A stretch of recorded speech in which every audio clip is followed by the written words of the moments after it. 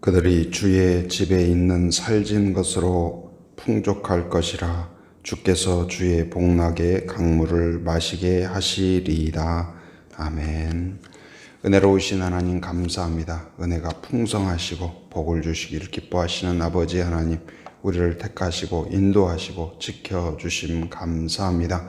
지난밤도 하나님의 은혜의 품 가운데 우리를 품어주시고 쉼과 단잠을 주심을 감사합니다. 오늘도 새로운 하루, 새 아침을 주 안에서 시작하게 하심 감사합니다. 오늘도 우리에게 새로운 영을 주시고 믿음을 주시고 용기를 주시고 담대함을 허락하여 주셔서 하나님의 자녀답게, 성도답게, 교회답게 충성을 다하고 기뻐하고 하나님께 영광을 올려드리는 하루가 되게 하여 주옵소서. 예수님의 이름으로 기도합니다. 아멘. 오늘 우리에게 주신 하나님의 말씀은 신약 성경 누가복음 1장 26절에서 38절 말씀입니다. 오늘은 마리아를 찾아온 가브리엘, 이런 제목으로 같이 말씀을 나누도록 하겠습니다. 오늘은 이제 처녀 마리아에게 천사가 찾아오죠. 근데 그 천사의 이름을 소개합니다. 이름이 뭐냐면 가브리엘. 그 가브리엘 천사가 찾아와서 하나님의 그 소식을 전하는 내용, 그리고 그 천사로부터 이야기를 들은 마리아가 믿음으로 받아들이는 그런 내용을 담고 있습니다. 첫 번째는 우리가 이제 수태고지라고 많이 또 이야기하죠. 그러니까 처녀 마리아가 이제 그 아이를 갖게 된다는, 그러니까 일반적으로 태몽을 꾼다 그런 이야기 하잖아요. 여러분도 아이를 가질 때 태몽이 있었는지 모르겠습니다. 근데 이제 그런 태몽 정도가 아니고 매우 분명하게, 확실하게 어떤 아이고, 그리고 아들인지 딸인지, 그리고 그 아이가 어떻게 생기게 되었는지 아주 구체적으로 설명하는 그런 내용이죠. 오늘 이제 읽은 본문 26절에 보면 어떻게 시작하냐면 여섯째 딸에 그렇게 표현해요. 여섯째 딸. 뭐가 여섯째 딸일까요? 뭐냐면 앞에 이야기가 어떤 내용이냐, 사가랴라는 제사장이 있었어요. 아주 경건한 제사장이에요. 하나님을 사랑하고 백성을 사랑하고 맡겨진 일에 충성을 다하는 그런 제사장인데, 이 가정에 부족함이 없었고 늘 감사가 넘치는데 딱 한 가지 아쉬운 일이 있었는데 뭐가 있었어요? 바로 아이가 없었어요. 그런데 이분들이 이제 연세가 많이 든 거예요. 할아버지, 할머니가 됐어요. 그런데 이들이 얼마나 기도했겠어요. 하나님, 우리 가정에도 아이를 주세요. 기도하고 이제는 아마 기도를 다 잊어버렸을 거예요. 왜냐하면 여러분, 언제까지 아이에게 달라고 기도할까요? 결혼을 예를 들어서 20대 후반이나 30대 초반에 결혼했다고 봐요. 그럼 언제까지 아이를 달라고 기도할까요? 40대? 50대? 50대 된 분이 여러분 기도 제목 나누는데 우리 가정에도 아이 주시도록 기도해 주세요. 그래요. 예, 요즘 100세 시대니까 예, 그러죠. 근데 여러분 한 60대 되신 분이 기도 제목 나누는데 집사님, 우리 가정 아이 주시도록 기도해 주세요. 60대도 그렇다고 봅시다. 70대 이야기 나누는데, 목사님, 저희 가족 1순위 기도 제목은 우리 할머니 아이 갖도록 하는 것입니다. 여러분 어떻겠어요? 그럼 80대 되신 할머니가 아이 갖도록 기도한다면 기도 안 할 거 아니에요. 그러니까 예를 들어서 그 당시에 기도했어도 40대까지나 했을까? 근데 이미 지금 연세가 많아요. 한 7, 80대 됐겠죠. 그렇다고 본다면 아주 오래전에 기도한 기도 제목이에요. 그런데 하나님은 오래전에 기도했던 그것을 잊으실까요? 잊지 않으실까요? 잊지 않으신다. 그리고 그 가정에 아이를 주신 거예요. 그런데 아마 이제 사가랴 제사장의 부인이 누구냐면 엘리사벳이에요. 엘리사벳이 그 기도가 응답됐을 때 기뻤을까요? 당황스러웠을까요? 할머니가 아이를 가졌으니 야, 이걸 어떻게 설명하지? 사람들한테 어떻게 나가지? 하고 숨어 있었다니까요. 기도는 응답되었는데 이걸 어떻게 말해? 이거 큰일 났다. 민망하다. 그런 생각 들지 않았을까요? 하나님, 기도응답 주시려면 진작 주셔야죠. 그런 생각도 했을 거예요. 그런데 늘 말씀드리지만 한번 따라서 합니다. 하나님의 때가 최고의 때다. 왜 그랬을까요? 하나님이 착각했을까요? 아니면 하나님이 깜빡 잊었다가 엘리사벳 아이 갖게 해줘야 되는데 아이 깜짝이야 하면서 하나님이 정신 차리고 이 아이를 갖게 해주신 걸까요? 그렇지 않습니다. 왜 그랬을까요? 예수님 때문에요. 예수님이 오시는 과정을 미리 준비하는 특별한 아이로 하나님이 사인을 주시기 위하여서 그렇게 한 거죠. 그래서 예수님보다 6개월 전에 임신을 하게 돼요. 누가요? 엘리사벳이. 그리고 6개월 전에 태어나게 돼요. 누가요? 그 세례 요한이. 그리고 이제 여기에 보면 여섯째 달에 이 말은 이미 엘리사벳이 아이를 갖고 6달 정도가 지난 거예요. 그때에 하나님께서 천사를 보내요. 누구에게요? 마리아에게. 처녀 마리아에게 천사를 보내서 그 되어질 일, 마리아를 통하여서 되어질 일, 그 일을 가르쳐 주는 내용, 바로 아이를 갖게 되는 그 내용을 선언하고 있죠.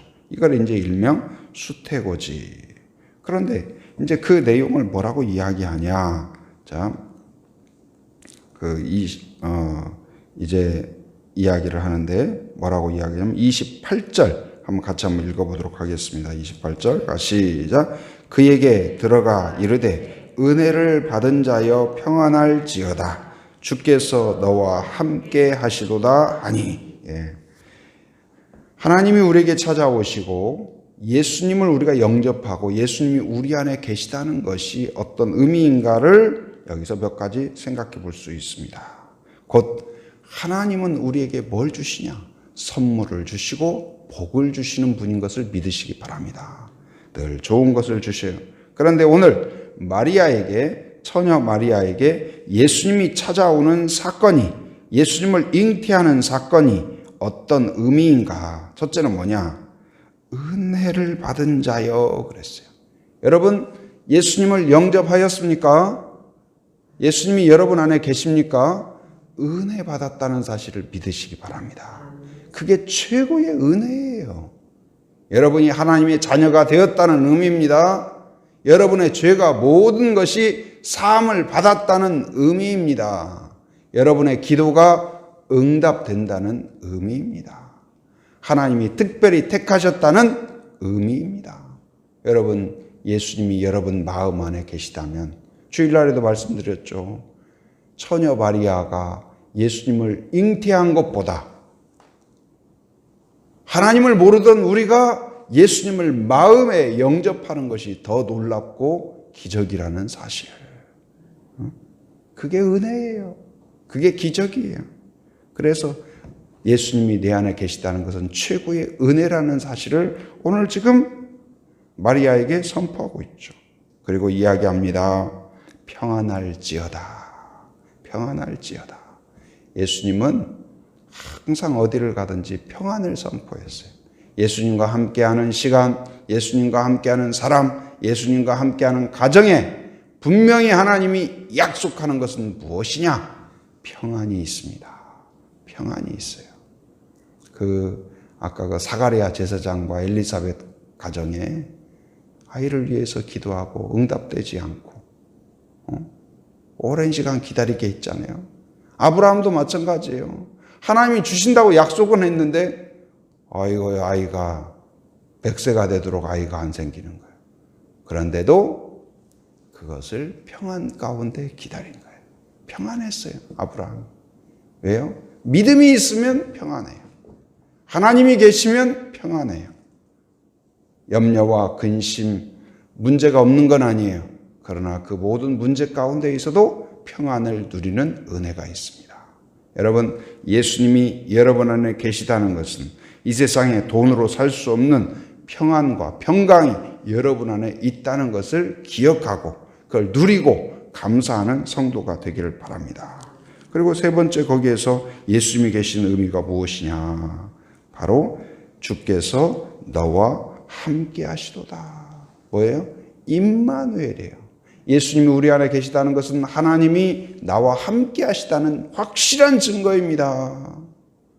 나와 동행하시고 나에게 지혜를 주시고 나를 인도하시고 보호하시고 깨닫게 하시고 가르쳐 주시고 양육하시고 새롭게 하시고 권면하시고 도전하시고 나를 기대하시는 하나님이 여러분과 함께 하신다는 사실이에요. 할렐루야. 여러분, 하나님이 나와 함께 하신다. 이것이 최고의 자산이에요. 최고의 기쁨이에요. 오늘 그래서 예수님이 이 지금 우리가 성탄절을 맞이하는데 예수님이 나에게 찾아왔다는 사실, 우리 가정에 찾아왔다는 사실이 얼마나 복인지 은혜인지 뭐 로또 당첨하고도 비교할 바가 아닙니다. 은혜요 평안이요 임마누엘임을 기억하고 감사하고 즐거워하고 만족하고 환영하고 영광 돌리는 여러분이 되기를 바랍니다. 거기에 보면 이제 가브리엘이 그 예수님이 어떤 분인가 그것을 이제 또 선포해요. 한 7가지 정도 이렇게 쭉 나열을 하는데 31절 같이 한번 읽어봅니다. 자, 시작. 보라, 내가 잉태하여 아들을 낳으리니 그 이름을 예수라 하라. 거기 보면 처녀인 마리아가 아들을 낳는다. 여러분, 우리는 그냥 읽어 나가지만 이게 당사자에게는 이게 보통 일입니까? 그리고 가능한 일인가요? 믿어지나요? 이건 뭐 있을 수 없는 일이죠. 그래서 마리아가 뭐라고 이야기해요? 34절에 보면 마리아가 천사에게 말을 하는데 뭐냐면 나는 누구를 알지 못한다? 남자를 알지 못한다. 남자를 알지 못한다는 말이 무슨 말일까요? 나는 아버지도 모르고 아저씨도 모르고 남자친구도 없고 지금 그 말일까요? 그 말이 아니고 여기서 남자를 모른다는 말은 무슨 말이에요? 성적인 그러한 관계를 나는 갖지 않았습니다. 그 말을 이야기하는 거예요. 곧 나는 처녀입니다. 그리고 그렇기 때문에 아이를 갖는다는 것은 나에게는 맞지 않습니다. 맞지 않습니다. 그러자 천사가 그 비밀을 이야기하죠. 어떻게? 그러면 처녀인 너에게 어떻게 이루어지는가? 35절 같이 읽어봅니다. 시작. 천사가 대답하여 이르되 성령이 내게 임하시고 지극히 높으신 이의 능력이 너를 덮으시리니 이러므로 나실 바 거룩한 이는 하나님의 아들이라 일컬어지리라. 처녀가 아들을 갖게 되는 과정이 뭐예요? 첫째는 뭐예요? 성령이 임하셨다. 성령이. 우리도 예수님을 믿는 것이 어떻게 됐을까요? 내 지식으로 깨달은 게 아니에요. 득도한 게 아니에요. 도통한 게 아니에요. 하나님이 믿음을 주셨습니다. 선물로 주셨어요. 믿어지게 해주셨어요. 저는 그게 너무 감사해요. 여러분, 내가 예수님을 만났다는 것, 예수님과 동행한다는 것, 그리고 또 이렇게 매일 말씀을 나누면서 또 주님이 주신 그 사역을 감당할 수 있다는 것, 이것이 얼마나 감사한 일인지, 복된 일인지, 그리고 또 축복하고 기도하고 말씀을 전하고 누구를 권면하고 이럴 수 있다는 것이 얼마나 복된 일이냐지. 여러분, 여러분이 하나님 자녀 되었다는 것이 바로 이 두 가지, 성령이 임하셨고, 그러니까 우리 누군가가 예수님을 영접한다는 것은요, 성령이 임하신 거예요. 확실한 증거예요. 믿음으로 고백한다는 것은 성령이 너와 지금 함께 하는구나, 깨닫게 하셨구나, 믿어지게 하셨구나, 확신하게 하셨구나, 결단하게 하셨구나. 여러분, 확신해도 됩니다. 확실한 성령의 증거예요. 두 번째 뭐예요? 지극히 높으시니. 지극히 높으시니가 누구예요? 하나님의 능력이 너를 덮으신다. 주일날에도 나눴죠. 하나님은 불가능해서 뭘 떼신다? 불자를 떼신다. 가능하게 하신다. 못하실 일 없으시다. 무에서 유를 창조하시고 말씀으로 천지를 창조하신 그분이 처녀에게 아이를 갖지 못하게 하겠느냐? 불신앙으로 가득 차 있던 우리에게 예수님의 믿음을 갖도록 하지 못하겠느냐? 여러분, 하나님의 은혜가 이미 임했다는 걸 믿으시기 바랍니다. 그래서 그러한 이제 가브리엘의 쭉 예언들이 쭉 선포되죠. 처녀인 내가 아들을 갖게 될 거다. 아들의 이름까지 지어줘. 뭐라고요? 예수라고 지어라. 예수의 뜻이 뭘까요? 자기 백성을 그들의 죄에서 구원할 자다. 그 이름이 중요하죠.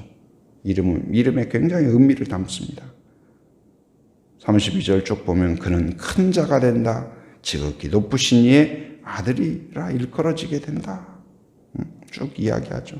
그러자 이 마리아가 뭐라고 이야기합니까? 아까 이제 나는 남자를 알지 못합니다. 그랬더니 그 가브리엘이 성령이 임하시고 하나님의 능력이 함께 하심으로 그 일이 가능해집니다. 그리고 가브리엘이 또 한 가지 이야기해요.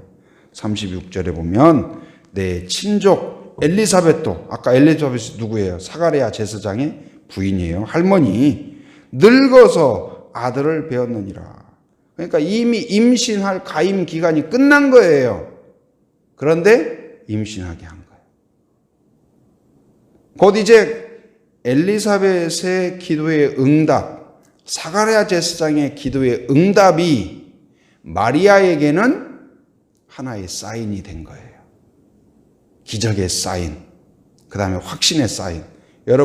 여러분이 하나님을 만나고 하나님을 경험하고 하나님을 체험하는 것이 자녀들에게는 하나님이 살아계신 모습의 사인이 된다. 증거가 된다.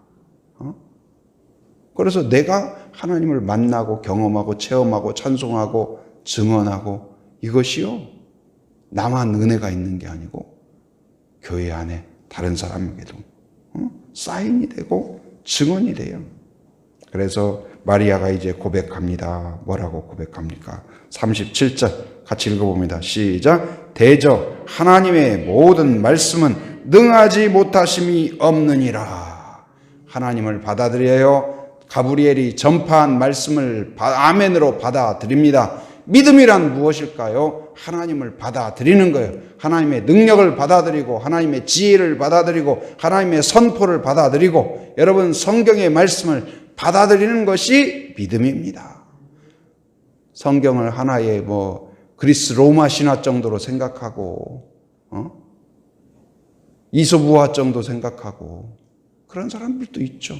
그러나 여러분과 저에게는 생명의 말씀인 줄 믿습니다. 구원의 말씀인 줄 믿습니다. 하나님의 말씀에서 우리는 힘을 얻고 용기를 얻고 생명력을 얻는 그 사람이 성도예요. 오늘 마리아가 그 말씀을 받아들였죠. 그 다음에 38절 같이 읽어봅니다. 시작. 마리아가 이르되 주여의 여종이오니 말씀대로 내게 이루어지이다 하매 천사가 떠나가니라. 하나님의 계획을 받아들여요. 여러분 하나님의 계획을 받아들이는 사람이 되길 바랍니다. 나를 통하여 하나님이 기뻐하는 일을 행하시옵소서. 이 말은 무슨 말이에요? 다른 말로 하면 주여 저를 사용하시옵소서. 여러분 주님이 어떤 모습으로 사용하든지 주님께 사용되는 것이 최고인 것을 여러분 믿으시기 바랍니다. 내 자녀도 뭘 하면 좋을까요? 하나님이 기뻐하는 일을 찾고 그 일에 헌신하고 즐겁게 충성되게 살 수 있다면 가장 복된 거예요. 그걸 뭐라고 그래요? 비전이라고 하죠. 마리아를 통하여 하나님의 계획을 그가 듣고 부담스럽죠. 그러나 그걸 믿음으로 받아들였어요.